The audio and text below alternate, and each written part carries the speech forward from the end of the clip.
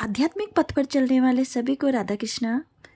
आज मैं आपको कृष्णा जी की कहानी सुना रही हूँ। एक बार श्रीमद् भागवत कथा सुनते समय गुरुदेव के मुख से एक कथा सुनी, वह आपके लिए यहाँ पर लिख रही हूँ। यह कथा सुनकर आपके हृदय में भगवान के लिए प्रेम जरूर जागेगा।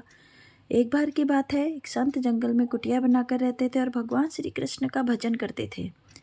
संत को यकीन था कि एक ना एक दिन मेरे भगवान श्री कृष्ण मुझे साक्षात दर्शन जरूर देंगे। उसी जंगल में एक शिकारी आया।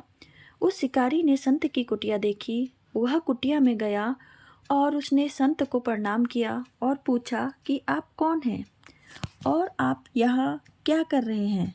संत ने सोचा, यदि मैं इससे कहूँगा कि भगवान श्री कृष्ण के इंतजार में बैठा हूँ, उनका दर्शन मुझे किस प्रकार से हो जाए, तो शायद इसको ये बात समझ में नहीं आएगी।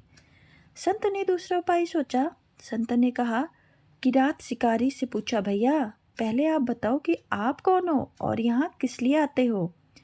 उस किरात ने कहा कि मैं एक शिकारी हूँ, यहाँ शिकार के लिए आया हूँ। संत ने तुरंत उसी की भाषा में कहा, मैं भी एक शिकारी हूँ और अपने शिकार के लिए यहाँ आया हूँ।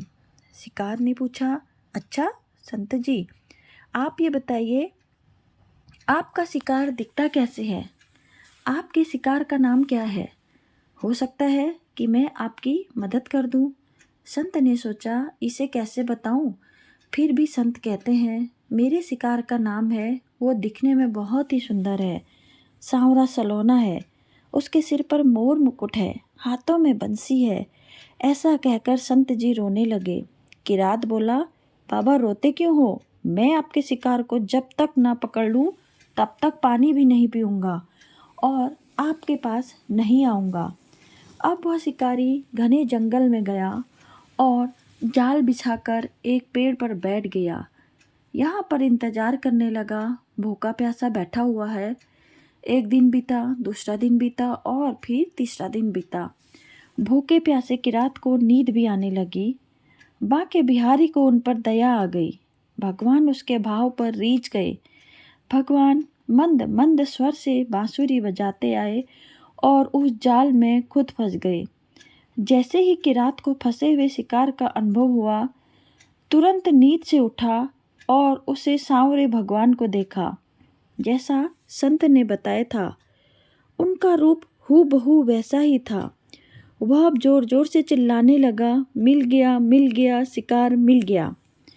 शिकारी ने उसे शिकार को जाल समेत कंधे पर बैठा लिया और शिकारी कहता हुआ जा रहा था, आज 3 दिन के बाद मिले हो, खूब भूखा प्यासा रखा, अब तुम्हें मैं छोड़ने वाला नहीं हूँ। शिकारी धीरे धीरे कुटिया की ओर बढ़ रहा था। जैसे ही संत की कुटिया आई तो शिकारी ने आवाज़ लगाई, बाबा बाबा।